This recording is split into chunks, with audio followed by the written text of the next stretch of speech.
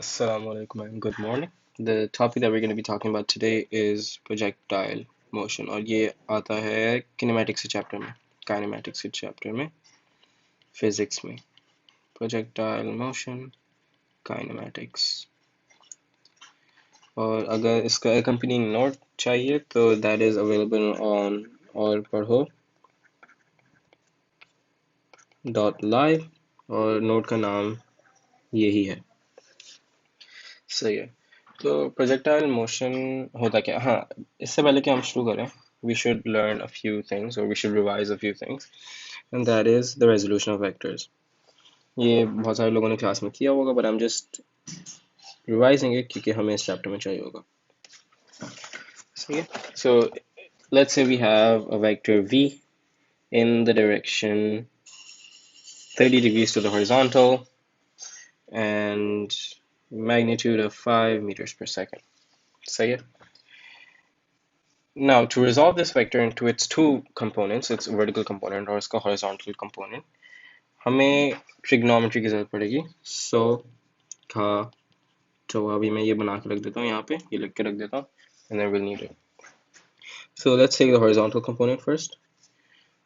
If we turn this into a right angle, this becomes a 90-degree angle. This becomes the concerned angle theta, and we want this value, which is velocity in the x direction. And so this is the adjacent side, and then this is the hypotenuse. So we're going to use cosine 30 is equals to adjacent, which is Vx over hypotenuse, which is V, in this case 5. So 5 cosine 30 is equals to Vx. So 5 cosine 30 is going to give us the magnitude of this vector. Now what about the vertical vector? For that, this is the opposite side, so we have the opposite and the hypotenuse, so we use sine. So sine 30 is equals to opposite Vy over hypotenuse V, 5 in this case.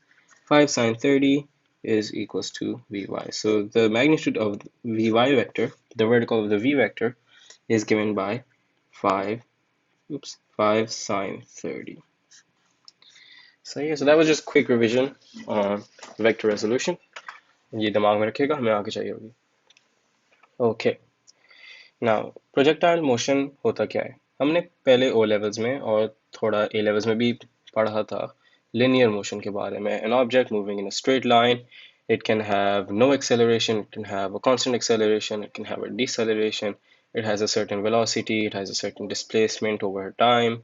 कितना time लगता है उसको A से B पहुंचने में, etc. सही है? But that was motion in one direction because we were moving in a straight line. अब projectile motion में हमें बात करनी है projectile motion in two dimensions. In this case, the y and the x dimension.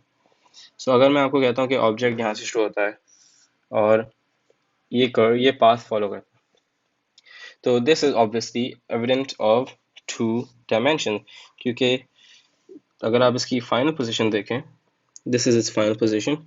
It has, one second. It has not only had vertical displacement from its original position, so displacement in the y direction or in the y axis or in the y plane, but it has also had displacement in its horizontal plane, sorry. See? So it has also been displaced horizontally. So this is motion in two dimensions, is basically what projectile motion is. Now right off the bat, let's start with an example. मेरे पास एक ball है और let's just assume मेरी height negligible है and this is the ground. Ball जाती है, ball को पहले मैं फेंकता हूँ starting at 60 degrees to the horizontal.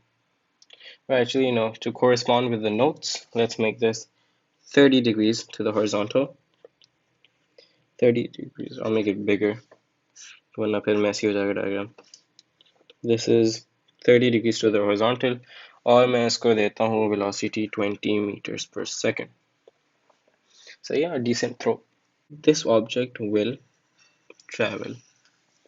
I mean, it's pretty intuitive, and whoops, you can guess that this object will travel this path and eventually just land back on the ground at a certain distance from where I threw it. So now if we resolve this velocity into its two components, we get its vertical component and its horizontal component. And its horizontal component is going to be 20 cosine 30, like we just did in the review, and with this is equals to 7.3 meters per second.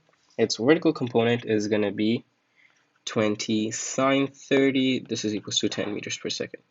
अब जब ये path follow करेगी ball, the one that I just threw, तो आपको यहाँ पे पता चल रहा है if you just follow this path, right, there is a certain point, एक point आता है time पे जिसमें the ball stops rising vertically and starts falling. इस point तक ball rise कर रही थी, it rises to a certain point, and at this very point its vertical velocity, we're going to call it velocity in the y direction, is 0 meters per second. Say, क्योंकि imagine you have a graph of a velocity against time, and this is graph of vertical velocity against time. Call this Vy measured in meters per second. Call this time measured in seconds. Imagine you have an upwards velocity of 10 meters per second, which we do in this case. And in the end, आपको पता है कि आपकी ball नीचे जा रही थी, तो इसका मतलब इसकी velocity भी नीचे की direction में होगी. In this case, we're just gonna assume that जो बॉल की initially vertical velocity magnitude था in the upwards direction, उसका magnitude वही in the downwards direction. लेकिन since it's a vector, we have to take into account the direction. So first it was upwards, and we took upwards as positive on this graph. In the end, we're going to take this as negative. So negative 10. सही है, तो आखिर में इसकी negative 10 है. I'm just gonna do that. So with respect to time, उसकी velocity समझ लें इस तरह change होती है. So it goes from positive 10 to negative 10.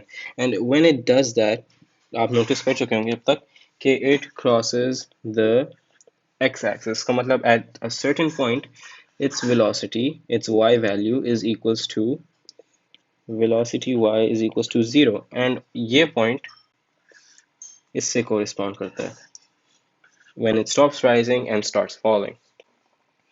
A good visualization of it goes something like this. So पहले इसकी velocity कम होई जा रही थी, vertical velocity कम होई जा रही थी until a certain point जहाँ vertical velocity 0 जाती है और फिर downwards direction में increase होने लगती है because of gravitational acceleration. सही है? बात आती है horizontal velocity की. Horizontal velocity को कुछ नहीं होता क्योंकि in 99% of the cases that we consider in projectile motion, we consider air resistance to be negligible, which is the only force that we can say that would influence the horizontal velocity. क्योंकि gravity तो downwards act कर रही है, it's not impacting the horizontal motion of the object. Instead, it's impacting the vertical motion of the object. सही है, so let's just establish this right now. Horizontal velocity बिल्कुल भी नहीं बदलेगी. Throughout this entire arc, I'm just going to erase these so it doesn't get messy. Throughout the entire curved path of this object, horizontal velocity show होती है इस तरह से और end भी इस तरह से होगी. Its direction won't change, its magnitude won't change, it will remain constant. सही है? ये हो गया आपका classical projectile motion. अब बात आती है, some teachers call this half projectile motion. I think it's just normal projectile motion because the same principles apply, the same concept applies, it's just a different scenario. So इस scenario में क्या होता है, ये आप notes में थोड़ा नीचे scroll करेंगे तो ये वाला same example मैं लिख लेता हूँ. There's a cliff, you're standing on a cliff that is 18 meters tall, 18 meters high, and you have an object here and you launch it with a horizontal velocity of say 20 meters per second. you don't give it any vertical velocity. So arguably it's gonna travel a path that is something like this, and eventually end up on the ground below the cliff.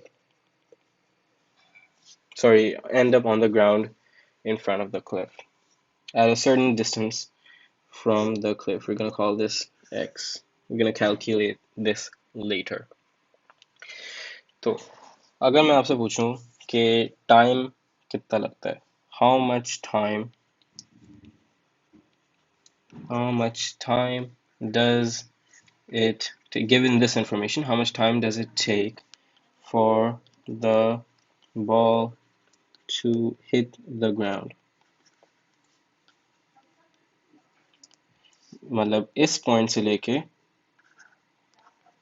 इस point तक कितना time elapse हुआ है. So if you recall, you'll need the equations of motion for this. And अगर आप इस question को गौर से देखें तो you realize that this question is the same as asking कि अगर हम बॉल को 18 meters की हाइट से रिलीज करते हैं from rest, how long does it take for it to hit the ground below it, starting from rest? This is synonymous with this question. ये क्यों? क्योंकि एक्सेलरेशन वर्टिकल डायरेक्शन में, uniform acceleration vertical direction में, change in velocity vertical direction में, और vertical displacement भी हमारे पास है. तो given those values we can easily figure out कि कितना टाइम लगेगा for it to undergo this much vertical displacement, and as a result it will give us the time taken for this path to be traveled. This path, wait, this path to be traveled. Right, so let's do that. We know that S is 18, the vertical displacement is 18. We know that acceleration is 9.81 meters per second squared. We know that initial velocity, u, is 0 because it's starting at rest. But you might say, well, it's not starting at rest. We gave it a velocity of 20 meters per second. But no, we gave it a horizontal velocity of 20 meters per second. We didn't give it any vertical velocity. मतलब इसकी शुरू में velocity in the vertical direction बिल्कुल 0 है. So 0, and then you need the time. Time is the fourth value that we have to calculate. Looking at these values, the appropriate equation of motion is S is equals to ut plus half at. I'm just going to move this here. S is equals to ut plus half at squared. S is given, 18 meters. Initial velocity is 0, u is 0, so this entire thing becomes 0, plus half acceleration is 9.81 t squared. सही है? And you can solve this. You get 18 times 2 divided by 9.81, and then square root, that gives you t, and the answer of this is 1.9 seconds is equal to t. तो 1.9 second लगता है in this case अगर आप ball को rest से छोड़ें और उसको 18 मीटर ड्रॉप करने दें, इसमें 1.9 सेकेंड्स लगता है. और क्योंकि this case is the same as this case in the vertical direction. अगर आप सिर्फ वर्टिकल का सोचें, हॉरिजॉन्टल को अभी बिल्कुल भूल जाएं, सिर्फ वर्टिकल का सोचें, तो ये दोनों केसेस एग्जैक्ट सेम है, क्योंकि इसमें भी 18 मीटर्स का वर्टिकल मोशन हो रहा है. सॉरी, इसमें भी 18 मीटर्स का वर्टिकल मोशन हो रहा है. सही है, वर्टिकल डिस्प्लेसमेंट 18 मीटर्स. इसमें भी रेस्ट से शुरू कर रहे हैं हम वर्टिकली, वर्टिकल वेलोसिटी 0 है तो वर्टिकल रेस्ट से शुरू कर रहे हैं, और इसमें भी हमें टाइम चाहिए for it to drop 18 meters. और इसमें भी एक्सेलरेशन 9.81 है, इसमें भी एक्सेलरेशन 9.81 है, इसमें भी एक्सेलरेशन 9.81. सही. So these are very similar cases. तो हमें टाइम मिल गया. This is the time it takes for the ball to start from here and end up here. अब अगला सवाल, अगला part of the same question asks us for calculate horizontal displacement. Calculate horizontal displacement. अब ये थोड़ा relatively easy है. आपको पता है कि इस पूरे पाथ को होने में कितना टाइम लग रहा है. इस पाथ को होने में 1.9 सेकेंड्स लग रहे हैं. आपको पता है कि आपकी इनिशियल हॉरिजॉन्टल वेलोसिटी 20 मीटर्स पर सेकंड है, और आपको ये भी पता है कि ये चेंज नहीं होने वाली. सही है, तो it's constant velocity and you are given a time. तो velocity times time, you know that velocity is equals to change in displacement over time. So yeah, and we're gonna take the horizontal velocity and the horizontal displacement. So Vx, we know that we gave it a vertical horizontal velocity of 20, and we want to calculate the horizontal displacement, and we know the time. We calculated the time, which is 1.9. We multiply 20 times 1.9 to give us the horizontal displacement, and what do we get? We get, one second, we get 38 meters. 38 meters. It is the horizontal displacement. So you know what we marked as x first? This is 38 meters. So that's how you can calculate, basic calculations. You have to keep the equations of motion in mind when doing this topic. And yeah, that's basically all there is to it. If you look in the notes right now, there is a simplified method for calculating the time taken. It's a pretty easy equation to derive. So it's okay, I'll do it right here. The time taken, it's derived from this equation. S is equals to ut plus half at squared. So in the notes, this is written as y. So this y represents vertical displacement. Vertical displacement.